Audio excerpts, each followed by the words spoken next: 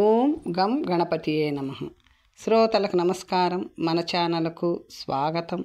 శ్రీ పద్మ మహాపురాణం 11వ భాగం సునీత చరిత్ర. ఋషులు ఇలా పలికిరి. గంధర్వపుత్రుడైన సుశంకునిచే శపింపబడిన సునీత ఏమయ్యను? అతని శాపము ఆమెకు ఎలా ఫలించినది? ఆమె ఏ కర్మలను చేసినది? ఆ శాప ప్రభావం వలన ఆమెకు ఎటువంటి పుత్రుడు లభించాడు? సునీత చరితను మాకు విస్తారముగా చెప్పవలేను అని ఋషులు అడిగిరి. అప్పుడు సూతుడు ఇలా పలికెను. సన్నని నడుము గల సునీత సుశంకునిచే శపింపబడి దుఃఖితయై తండ్రి వద్దకు వెళ్ళెను. ధర్మాత్ములు సత్యవంతులలో ఉత్తముడు అయిన తన తండ్రి మృత్యువునకు జరిగినదంతా ఉన్నది ఉన్నట్లుగా చెప్పెను. అంతటా సుశంకునిచే శపింపబడిన తన పుత్రికతో, యముడు ధర్మ తేజస్సుకు నష్టము కలిగించే పాపమును నీవు చేసితివి. పరమశాంతుడైన వానిని ఎందుకు కొట్టావు? సర్వలోక ధర్మ విరుద్ధముగా నీవు చేసితివి. సుశంకుడు కామక్రోధ విహీనుడు, పరమశాంత స్వభావం కలవాడు, ధర్మవత్సలుడు, తపోమార్గంలో విలీనమైన వాడు, పరబ్రహ్మ ధ్యానంలో నిమగ్నమైన వాడు. అటువంటి వానిని కొట్టిన వారికి లభించు పాపమును చెప్పెదను విను. అతనికి పాపాత్ముడైన పుత్రుడు జన్మించును. మహాపాపమును మూట కట్టుకొనును. కొట్టిన వానిని కొట్టువాడు, ఏడ్పించిన వానిని ఏడ్పించువాడు పాపమును పొందును. తనను కొట్టిన వాడిని తిరిగి కొట్టని వాడు శాంతాత్ముడు, జితాత్ముడు, నిర్దోషిని. ఎవరైనా కొట్టినచో దానికి బదులుగా అతనిని కొట్టరాదు. అలా కొట్టినచో అతను నిర్దోషి అయినను ఆ దోషి పాపము అతనిని చేరుతుంది. అందువలన కొట్టినవాడు దోషి అయినను తాను నిర్దోషి అయినను కొట్టిన వానిని తిరిగి కొట్టరాదు. దాని వలన మహాపాపం ప్రాప్తిస్తుంది. అందువలన దోషి అయినను అతడిని ఎన్నడూ కొట్టరాదు. పుత్రి, నువ్వు చాలా పెద్ద తప్పు చేసితివి. అందువలన నీవతనిచే శపింపబడితివి. అందువలన ఆ పాపము తొలగుటకు నీవు పుణ్యమును ఆచరించు. భక్తుల సహవాసముతో సదా ప్రవర్తించు. యోగముతోనూ జ్ఞానముతోనూ ప్రవర్తించు. భక్తుల సాంగత్యము మహాపుణ్యప్రదమైనది, బహుశ్రేయస్సును కలిగించున్నది. పుత్రి, సజ్జన సహవాసమును దృష్టాంతము చూడు. సజ్జన సహవాసము యొక్క మహిమను చెబుతాను విను. జలమును స్పర్శించుట వలన, పానము చేయుట వలన, స్నానము చేయుట వలన మహాజ్ఞానులగు మునులు బాహ్యాభ్యంతరముల యందు శుచిని పొందెదరు. ఈ విధముగానే సకల చరాచర లోకములను జీవులు శుచిస్మంతులగుదురు. జలములు శాంతములు, చల్లనివి, స్పర్శతోనే సుఖమును కలిగించును, ప్రియమును కలిగించును. నిర్మలమైనవి, రసవంతము అంటే రుచికరము అయినవి, పావనమైనవి, పుణ్యవంతమైనవి, మలములను తొలగించునవి. భక్తులు కూడా అటువంటి వారే అని తెలియము. ప్రయత్నపూర్వకముగా వారిని సేవించవలేను. అగ్ని సంసర్గము వలన బంగారము మలినములను విడుచున్నట్లు భక్తుల సాంగత్యము వలన మానవుడు పాపములను త్యాజించును. పుణ్యమను తేజస్సు ఉన్నప్పుడే సత్యమను అగ్ని ప్రజ్వరిల్లుస్తుంది. సత్యమను తేజస్సు మానవులలో ప్రజ్వరిల్లినప్పుడే జ్ఞానముతో నిర్మలుడై, ధ్యానముతో అత్యుష్ణుడై, పాపములచే ముట్టనలవి కాని వాడగును. సత్యమను అగ్ని సంసర్గము చేత పాపమంతా నశిస్తుంది. అందువలన నీవు అన్ని విధాల సత్య సంసర్గమును చేయు. పాప భారము త్యాజించి పుణ్యమును మాత్రమే ఆశ్రయించు అనెను. అప్పుడు దుఃఖిత అయిన సునీత తండ్రిచే ఈ విధముగా ప్రబోధింపబడిన పిదప తండ్రి పాదములకు నమస్కరించి నిర్జన వనమునకు వెళ్ళెను. కామమును, క్రోధమును, బాల్య చాపల్యమును పరిత్యజించి మోహమును, ద్రోహమును, మాయను వదిలి ఏకాంత ప్రదేశంలో తపస్సు చేసుకుంటూ ఉండెను. ఆటలాడుకొనుటకు అక్కడకు వచ్చిన ఆమె సకులు దుఃఖభాగిని అయిన విశాలాక్షిని అంటే సునీతను చూసిరి. ధ్యానముతో చింతతో ఉన్న సునీతను చింతాపరాయణురాలను చూచి ఇలా పలికిరి. భద్రే, నీ మనసంతా చింతతో కూడుకొని ఉన్నది. దేనికోసం నీవు చింతించుచున్నావు? నీకు దుఃఖము కలిగించిన ఆ కారణమును మాకు చెప్పు. ధర్మము కోసం చేసే చింత మాత్రమే సార్థకమైనది. భగవంతుని కోసం యోగులు చేసే చింత దాని తరువాతది, రెండవది. ఈ రెండూ కాకుండా మిగిలిన వాటి కోసం చేసే చింత వ్యర్థం. దానిని ఎన్నడూ కలిగి ఉండరాదు. చింత కాయమును అంటే దేహమును నశింపచేయును, బలమును తేజస్సును నాశనము చేయును, అన్ని సౌఖ్యములను నశింపచేయును, రూపమునకు కూడా హానిని కలిగించును. చింత తృష్ణను అంటే కోరిక లేదా దాహమును, మోహమును, లోభమును కలిగించును. ప్రతిదినము చింతించుచున్నచో పాపము కలుగును. చింత వ్యాధిని కలిగించును, చింత నరకమును కలిగించును.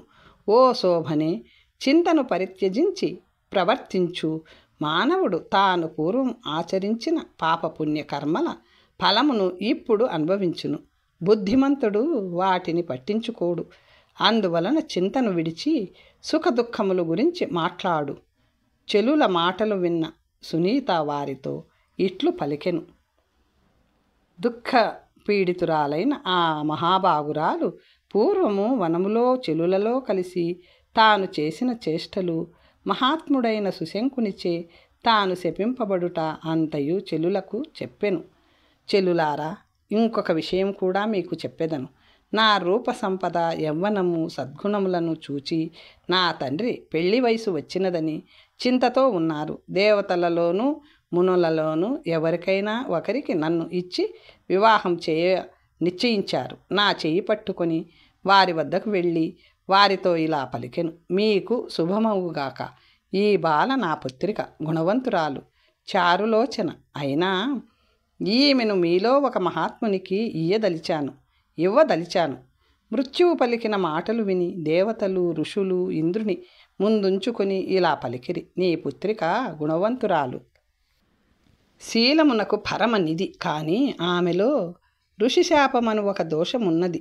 అందువలన ఈమె యందు ఎవరి వలన పుత్రుడు జన్మించినను ఆ పుత్రుడు మహాపాపి, పుణ్యవంశమును నశింపచేయువాడగును. గంగాజలముతో నిండిన కుండలో ఒక మధ్య బిందువు పడినను అది మధ్య కుంభమే అగును. ఒక్క పాపి స్పర్శ వలన కులమే పాపి అగును. ఒక చుక్క గంజిని అంటే అన్నము 1-2 రోజుల పాటు నీళ్లలో వేసి ఉంచిన తరువాత ఆ నీటిని గంజి అని అందురు. పాలలో వేసినచో పాలకు పాల లక్షణములు పోయి గంజి లక్షణములు వచ్చును. అలాగే పాపి అయిన వాడు వంశమునంతటినీ నశింపచేయును. అందులో సందేహం లేదు. ఈ దోషము వలన నీ కుమార్తె పాపభాగిని అందువలన ఈమెను వేరెవరికైనా ఇవ్వుము, వెళ్ళుము అన్నారు. దేవతలు, గంధర్వులు, మహాత్ములైన ఋషులు అందరూ నన్ను పరిత్యజించగా నా తండ్రి చాలా దుఃఖపీడితుడయ్యను. సజ్జనులు కూడా నన్ను స్వీకరింపరైరి. పూర్వము నేను పాపమయమైన కర్మను చేసి తిని దుఃఖముతోనూ శోకముతోనూ సంతప్తురాలనైన నేను ఇలా అడవికి వచ్చాను. నేను తపమాచరించి ఈ శరీరమును శుష్కింపచేస్తాను. మీరు అడిగితిరి కాబట్టి నా ఈ స్థితిని, దానికి కారణమును మీకు చెప్పాను. మృత్యుపుత్రిక అయిన సునీత ఇలా పలికి ఇంకేమి మాట్లాడలేక ఊరుకొనెను. సకులు పలికిరి. మహానుభావురాలా, నీ శరీరమును నాశనము చేసే ఈ దుఃఖమును త్యాజించు. ఎవరి కులములో దోషము లేదు. దేవతలు పాపములు చేయలేదా? చేశారు. పూర్వము బ్రహ్మదేవుడు హరుని సన్నిధిలో కపటముగా పలికెను. మరి ఆ బ్రహ్మను దేవతలు త్యాజించలేదా? పైగా బ్రహ్మ పూజ్యతముడయ్యను, దేవరాజయ్యను. ఇంద్రుని చూడు, బ్రహ్మహత్యను చేశాడు. మరి ఇప్పుడు దేవతలందరితోనూ కలిసి ఆ మహానుభావుడు త్రిలోకాధిపత్యమును అనుభవించుచున్నాడు. పూర్వము గౌతముని ప్రియభార్య అయిన అహల్య పొందిన పరదారాభిగామి పరదారాభిగామి ఇంద్రుడు, మరి అతని దేవత్వము అటులనే ఉందే. శంకరుడు పరమదారుణమైన బ్రహ్మహత్యను గావించి ఇప్పటికీ కూడా ఆ బ్రహ్మ కపాలముతోనే తిరుగుచున్నాడు. మరి ఆ శంకరునకు దేవతలు, వేద పారంగతులైన ఋషులు నమస్కరించుచున్నారు. కుష్ఠవ్యాధి పీడితుడైన ఆదిత్యుడు అంటే సూర్యుడు 3 లోకములను ప్రకాశింపచేయుచున్నాడు కదా. పూర్వము శ్రీకృష్ణునకు భార్గవుడు మహాశాపమునిచ్చెను. అయినను సమస్త లోకములు, దేవతాదులు, చరాచరములు ఆ దేవుని పూజించుచున్నవి. గురు భార్యగామి చంద్రుడు, ఆ చంద్రుడు ప్రతిదినము క్షీణించుచుండును. భవిష్యత్తులో మహాతేజుడు, రాజరాజు, ప్రతాపవంతుడు, మహాప్రాజ్ఞుడు, పాండుపుత్రుడు, ధర్మాత్ముడు అయిన యుధిష్ఠిరుడు పుట్టును. గురువు వధ కోసం అబద్ధము చెప్పును. వీరందరిలో మహాపాపమున్నది. దోషములు ఎవ్వరికి లేవు, మచ్చలేనిదెవ్వరికి. నువ్వు చిన్న దోషమును మాత్రమే కలిగి ఉన్నావు. మేమందరము నీకు ఉపకారము చేసేదము. నీలో ఉన్న ఉత్తమ గుణములు సత్యశ్రీలలో, ఉత్తమ స్త్రీలలో మాత్రమే ఉన్నవి. వేరెవ్వరిలో మేము ఇలాంటి గుణములను చూడలేదు. స్త్రీకి ప్రప్రదమైన భూషణము రూపమే, 2వ ఆభరణము శీలము, 3వది సత్యము, 4వది అర్జవము, 5వది ధర్మము, 6వది మధురత్వము, 7వది బాహ్య అంతర్శుద్ధి, 8వది పితృభావానుసరణము, 9వది శుశ్రూష సహనము, 10వది 11వది రతి, 12వది పాతివ్రత్యము. ఈ 12 గుణాలతో నీవు భూషించుచున్నావు. ఓ చక్కని దానా, భయపడకు. మనము దీనికి ఒక ఉపాయమును ఆలోచించదము. సాహసము చెయ్యకుము. చెలులు ఇట్లు పలుకగా సునీత మరలా వారితో, ఏ ఉపాయంతో నాకు భర్త లభించునో నాకు చెప్పండి అని పలికెను. ఆ మాటలకు రంభాది చారులోచనలు ఇట్లు పలికిరి. నీవు రూపమాధుర్యములు కలిగిన దానవు, ఎదుటివారికి ఐశ్వర్యమును పెంచుదానవు.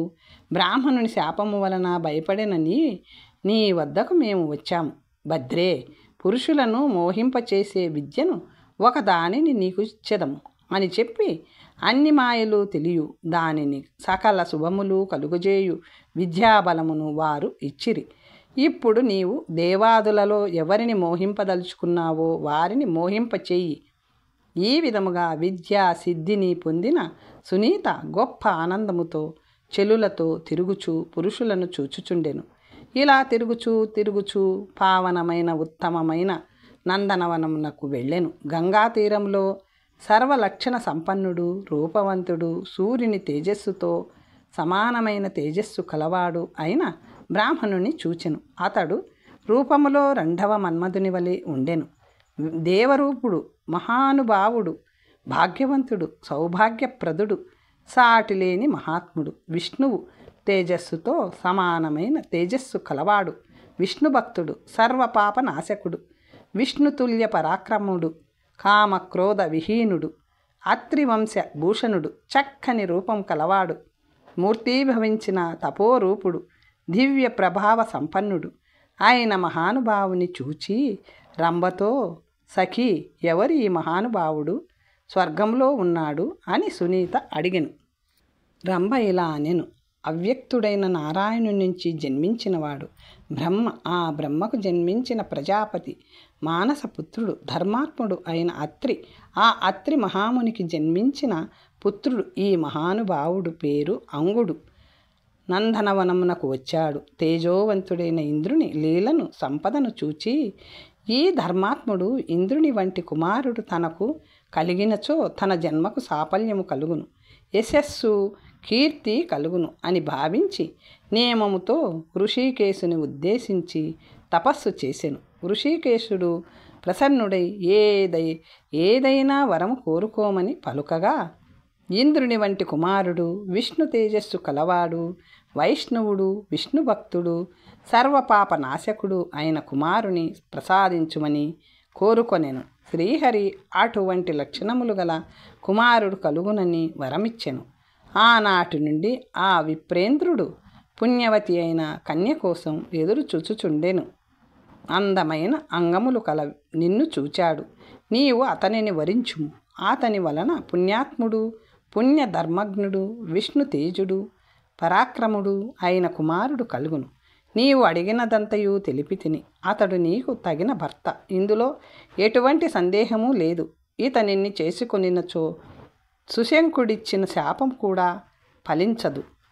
ధర్మ ప్రచారకుడైన కుమారుడు నీకు లభించిన పిదప నీవు సుఖముగా ఉందువు. నేను ముమ్మాటికి నిజము చెప్పుచున్నాను. మంచి క్షేత్రములో పొలములో బీజమును వేసి శ్రద్ధగా దానిని చూచుకుంటే అతను మంచి ఫలితమును అనుభవిస్తాడు. దానికి విరుద్ధముగా జరగదు. ఇది కూడా అలాగే.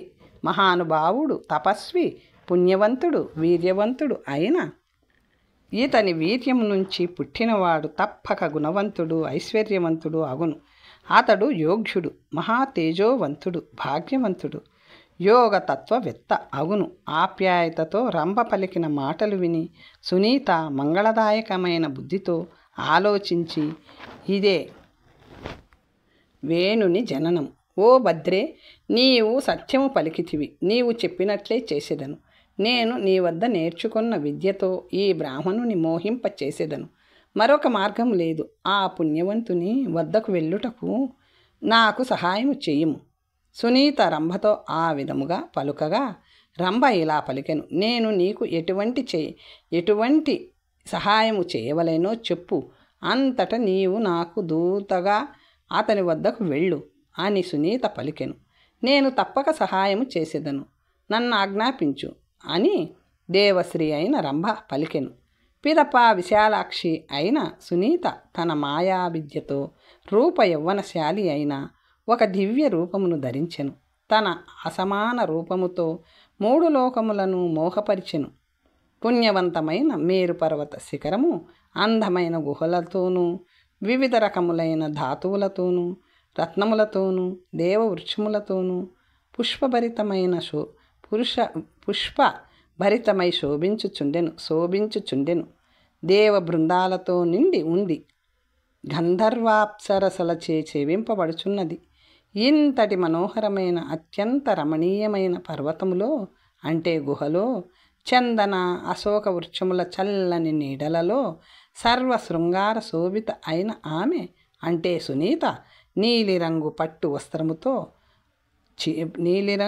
వస్త్రముతో అంటే చీరతోనూ, బంధూక పుష్పవర్ణ రవికతోనూ అలరారుచు ఉయ్యాలలో కూర్చొని ఊగుచూ ఉండెను. సర్వాంగ సుందరి అయిన ఆ బాల వీణను సరి అయిన తాళములో వాయిస్తూ మధురమైన స్వరముతో అత్యంత మనోహరముగా విశ్వమంతా మోహపడునట్లు పాటలు పాడుచుండెను.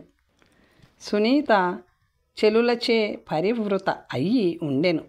అదే పుణ్యవంతమైన గుహలో అంగుడు ఏకాంతములో కామ క్రోధములను త్యాజించి జనార్దనుని ధ్యానము చేయుచుండెను.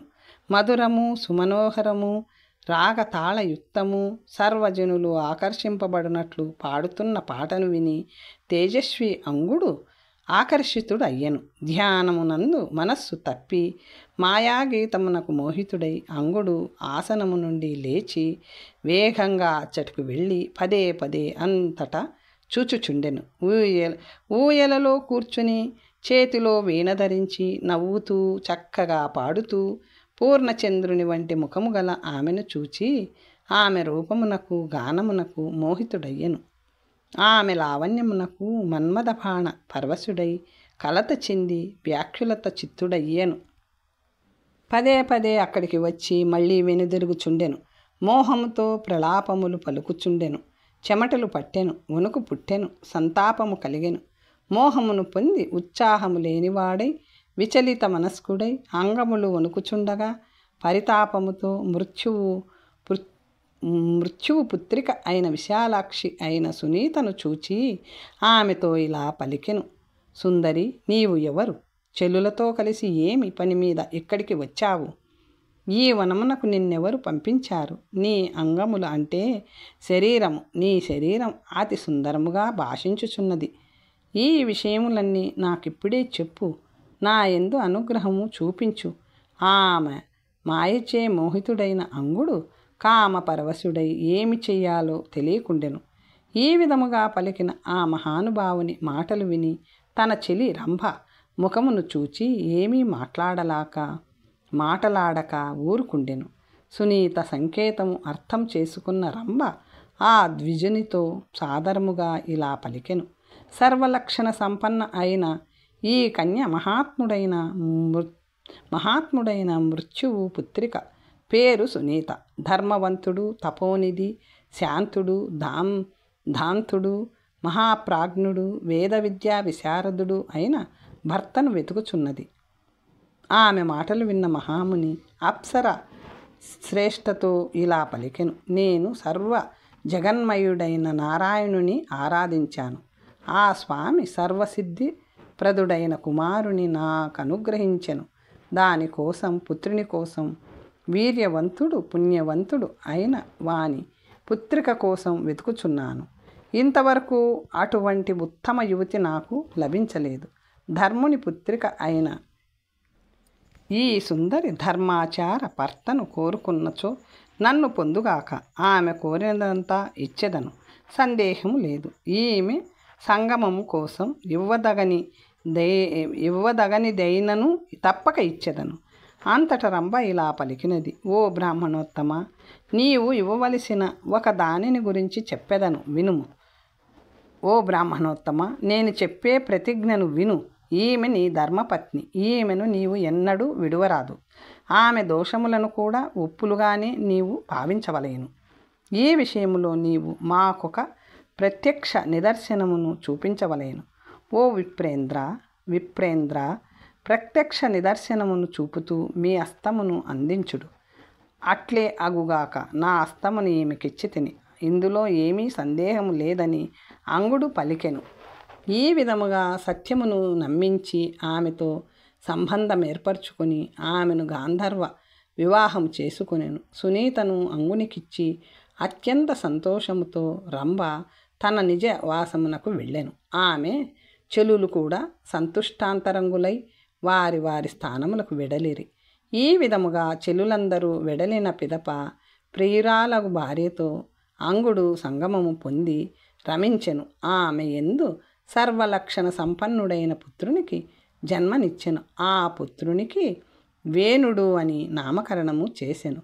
మహాతేజోవంతుడైన సునీత పుత్రుడు వృద్ధి చెందెను. ఆ మేధావి వేదశాస్త్రములను ధనుర్వేదమును అధ్యయనము చేసెను. వాటిలో పారంగతుడయ్యెను.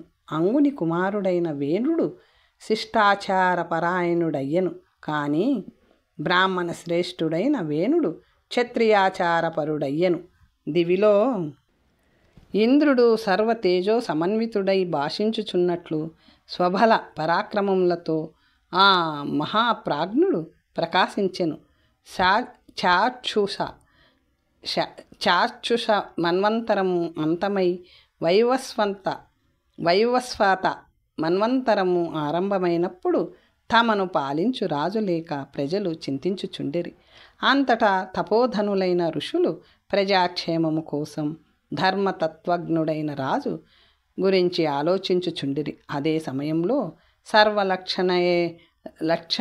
సర్వలక్షణుతుడు సుసంపన్నుడు అయిన వేణుని చూచిరి. వారు వేణుని ప్రజాపాలకునిగా అభిషేకించిరి. అంగుని పుత్రుడైన వేణుడు పట్టాభిషిక్తుడై పిదప ప్రజాపతులందరూ అంటే రాజులందరూ వారి రాజ్యములను వదిలి తపము చేసుకున్నటకు వెళ్ళిపోయిరి. అంతటా వేణుడే రాజ్యమునంతటిని పాలించసాగెను. ఆ విధముగా పుత్రుడు రాజ్యమును పరిపాలించుటగాంచి సునీత మనసులో ఆ మహానుభావుని శాపమును తలుచుచూ నా పుత్రుడు మహానుభావునిగా ఉండునా, ధర్మ సంరక్షకునిగా ఉండునా అని సందేహించుచుండెను. ఈ విధముగా ఆలోచిస్తూ తాను పూర్వము చేసిన పాపమును గురించి భయపడుచుండెను. ఆ భయముతో పుణ్యప్రదమైన ధర్మములను బోధించుచుండెను. సత్యము మొదలైన పుణ్యములను కుమారునితో ఇలా బోధించుచుండెను. కుమారా, నేను ధర్ముని పుత్రికను. నీ తండ్రి ధర్మతత్వ సారమంతా తెలిసినవాడు. నీవు ధర్మమును ఆచరింపుము. ఈ విధముగా ప్రతిరోజు తల్లి పుత్రునకు బోధించుచుండెను.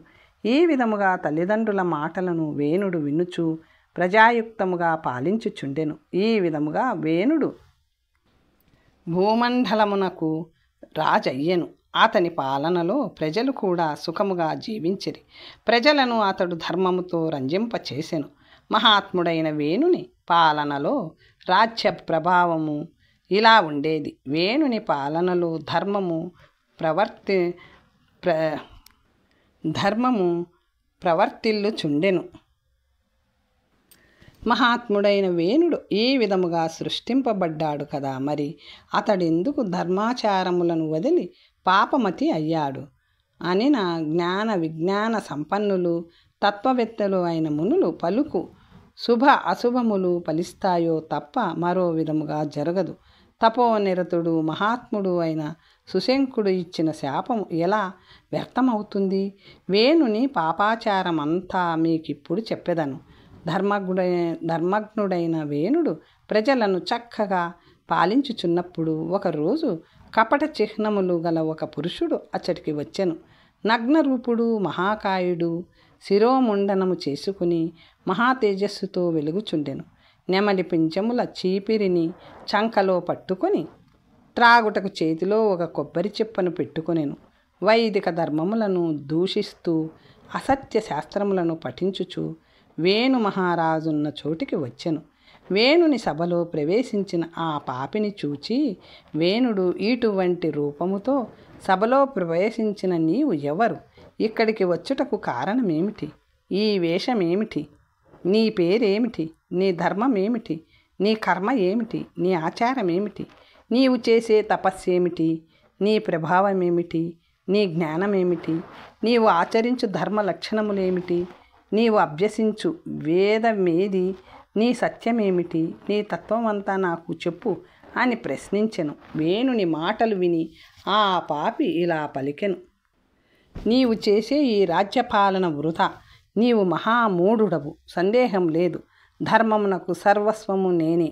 దేవతలచే పూజింపబడు వారిలో శ్రేష్ఠుడను నేను. జ్ఞానమును నేనే, సత్యమును నేనే, ధరించు వాడను నేనే, సనాతుడను నేనే, ధర్మము నేనే, మోక్షమును నేనే, సర్వదేవమయుడను నేనే, బ్రహ్మదేహంలో నుంచి పుట్టిన వాడను నేనే, సత్యసంధుడను తప్ప మరొకడిని కాను. సత్యము ధర్మము శరీరముగా గల నన్ను జనరూపునిగా తెలుసుకొనుము. జ్ఞాన తత్పరులైన యోగులు జ్ఞానము కోసం నా వద్దకు పరిగెత్తుకొని వచ్చుచుందురు. నీవు చేయు కర్మలు ఎటువంటివి? నీ దర్శనము శాస్త్రము ఎటువంటిది? నీ ఆచారమేమిటి? ఇదంతా నాకు చెప్పు అని వేణుడు అడిగెను. అప్పుడు పాపి ఇలా పలికెను. మాకు అర్హంతుడనే దేవుడు నిర్గ్రంథమే గురువు, దయయే పరమధర్మము, అందులోనే మోక్షమున్నది. ఈ శాస్త్రములో సందేహము లేదు. ఇందులో ఆచారములను చెప్పెదను విను. యజనము లేవు, వేదాధ్యయనము లేదు, సంధ్యావందనము లేదు, తపస్సు ధ్యానములు లేవు, దేవతలకు పితృదేవతలకు హోమములు లేవు, హవ్య కవ్యములు లేవు, యజ్ఞాది క్రియలు లేవు, పితృతర్పణాలు లేవు, అతిథి సత్కారములు లేవు, వైశ్వదేవము లేదు, క్షపణుని పూజయే ఉత్తమము, అర్హతుని ధ్యానమే ఉత్తమమైనది. జైన మార్గంలో ఈ విధమైన ధర్మాచారం కనిపించును. నా ధర్మలక్షణములన్నింటినీ నీకు చెప్పాను అనెను. అప్పుడు వేణుడు ఇలా పలికెను. వేద ప్రోక్తములైన యజ్ఞాధికాలు, క్రియలు, పితృతర్పణాలు, శార్థధర్మములు, వైశ్వదేవము, దానము మొదలగు ధర్మములు నీ మతములో లేవు. అలా అయితే నీ ధర్మము యొక్క లక్షణమేమిటి? దయాధర్మము ఎటువంటిది? నాకు చెప్పు అనెను వేణుడు. అప్పుడు పాపి ఇలా పలికెను. ప్రాణుల దేహములు పంచతత్వములై భూమి, నీరు, అగ్ని, వాయువు, ఆకాశములచే వృద్ధి పొందుచున్నవి. ఆత్మ వాయు స్వరూపము. అందువలన శరీరమునకు ఆత్మకు సంబంధము లేదు. ప్రాణులు చేరిక నీటిలో ఉండే బుడగల వంటిది. ధూళిలో పృథ్వీతత్వం ఉన్నది, అందులోనే జలమున్నది, తేజస్సు అందులోనే ఉన్నది. వీటి మూడింటిలో వాయువు ఉండనే ఉంటుంది. వీటిని ఆకాశము ఆవరించి ఒక బుడగలాగా ఉంటుంది. నీటి మధ్యలో చక్కని తేజస్సు భాషించుచునే ఉండును. దాని వలననే వర్తులాకారము ఏర్పడును. ఈ బుడగ ఒక క్షణంలో ఉంటుంది, మరొక క్షణంలో పోతుంది, నశిస్తుంది. అలాగే భూతముల ప్రాణుల కలయిక కూడా అంతటా కనిపిస్తుంది. మరణకాలంలో ఈ ఐదింటిని భూతాత్మకమైన శరీరమును వదిలి వెళ్ళును. శరీరంలో ఉన్న 5 భూతములు ఆయా భూతములలో కలియును. మోహముతోనే జీవులు ఒకరితో ఒకరు చేరుచున్నారు. మోహముతోనే శార్థము పెట్టుచున్నారు.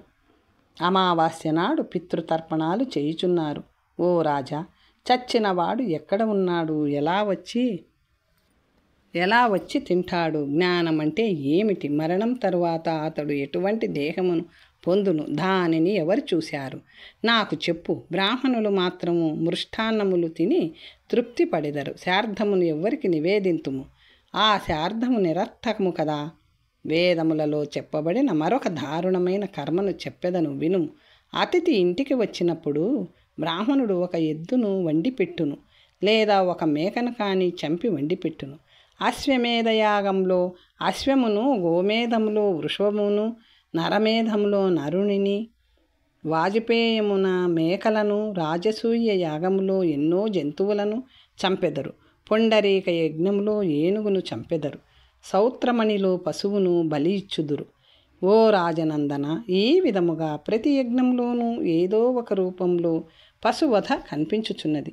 ఇక దానము గురించి, దాని లక్షణముల గురించి చెప్పెదను. బ్రాహ్మణులు భూరి భోజనాలు చేసి మిగిలిన దానిని అనగా ఉచ్చిష్టమునే పెట్టుచున్నారు. యాగములో ఏ తప్పు చేయని జంతువులను హింసించుచున్నారు. అక్కడ ఈ హింసలో ఏమి ధర్మమున్నది? ఏమి ఫలమున్నది? వేద పండితులే పశువధను నిర్దేశించుచున్నారు. అందువలన ధర్మము పూర్తిగా నశించినది.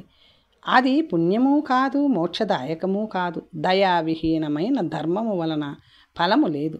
ఎక్కడ జీవులు రక్షించబడుదురో అక్కడే ధర్మమున్నది, సందేహము లేదు. దయలేని స్వాహాకారము, స్వధాకారము, సత్యము సరికాదు. దయలేని చోట ధర్మము లేదు. దయను బోధించని వేదములు కావు. దయాదానపరుడైన వాడు నిత్యము జీవులను రక్షించును. అటువంటి వాడు శూద్రుడైనను, చండాలుడైనను బ్రాహ్మణుడని చెప్పబడును. నిర్దయుడు, పశువధాపరాయణుడు అయిన బ్రాహ్మణుడు పాపి, కఠినుడు. దయలేనివాడు క్రూరచేతనుడు. జ్ఞానశూన్యమైన వేదములని వంచకులచే చెప్పబడినది. ఎక్కడ జ్ఞానముంటుందో అక్కడ వేదములు ప్రతిష్ఠితమగును. ఓ మహామతి, దయాహీనమైన వేదముల యందు, విప్రుల యందు సత్యము లేదు, క్రియ లేదు. సత్యవర్జితములైన వేదములు కావు. సత్యవర్జితులైన బ్రాహ్మణులు కారు. అటువంటి వారికి దానము చేయుట వలన ఫలము లేదు. అందువలన దానము చేయరాదు. శార్థము ఎటువంటి ఫలములు కలదో నిష్ఫలమో అలాగే దానములు కూడా నిష్ఫలమే. జనధర్మము ముక్తి ప్రదాయకమైనది. దానిని గురించి నీకు చెప్పెదను. మొట్టమొదట శాంత చిత్తుడై ప్రాణుల యందు దయను చూపవలెను. చరాచరాత్మకమైన జనదేవుడను మాత్రమే మనస్ఫూర్తిగా ఆరాధించవలెను. ఆ దేవునకు మాత్రమే నమస్కారము చేయవలెను. వేరెవ్వరికీ నమస్కరించకూడదు. తల్లిదండ్రులకు కూడా నమస్కరించకూడదు. ఇక మిగిలిన వారి గురించి చెప్పున్నది ఏమున్నది? వేణుడు ఇలా పలికెను. విప్రులు, ఆచార్యులు, గంగాది నదులు బహుపుణ్యప్రదమైనవి, తీర్థములని చెప్పుదురు. అది నిజమేనా? ధర్మము కోరిన వాడైనచో నాకు చెప్పుము అనెను. అప్పుడు పాతకుడు ఇలా పలికెను. మహారాజా, ఆకాశము నుంచి మేఘములు నీటిని వర్షించును. ఆ జలము భూముల యందు, పర్వతముల యందు అంతటా ప్రవహించును. అలా ప్రవహించి ఒక చోట నిలుచును. నదులలో కూడా అలాగే నిలుచును. తరువాత నదులలో నీరు ప్రవహించును. అంతటా దయ చూపించును. నదులు పాప ప్రవాహములు, అవి తీర్థములెట్లగును? ఓ రాజా, తటాకములు, సాగరములు కేవలము జలాశయములు మాత్రమే. రాళ్ల కుప్పలైన పర్వతములు భూమికి ఆధారము మాత్రమే. వాటిలో తీర్థములు ఏవీ లేవు. నీటిలో మేఘము ఉత్తమమైనది. నీటి స్నానము మహాపుణ్యవంతమైనచో చేపలకు ఆ పుణ్యం ఎందుకు లభించుటలేదు? స్నానము వలన పావనత్వమును పొందినచో చేపలలో అదెందుకు లభించుటలేదు? అవి ఎందుకు సిద్ధిని పొందుటలేదు? ఎక్కడ జనుడుంటాడో అదే తీర్థము. సనాతనమైన ధర్మము అక్కడే ఉంటుంది. తపోదానాది పుణ్యములన్నీయు జనుడున్న చోటనే ఉండును. ఓ రాజేంద్ర, జనుడొక్కడే సర్వమయుడు. అతనిని మించిన ధర్మం లేదు, అతనిని మించిన తీర్థము లేదు. అతనిని ధ్యానించుటే వలన గొప్ప లాభము కలుగుతుంది. నిత్యము సుఖమును అనుభవింతువు. ఈ విధముగా సకల ధర్మములను, వేదములను, దానములను, పుణ్యములను, యజ్ఞములను నిందించి ఆ పాతకుడు అంగుని కుమారుడైన వేణునకు దుర్బోధ చేసెను. తరువాత కథ వచ్చే భాగంలో తెలుసుకుందాం. నమస్తే.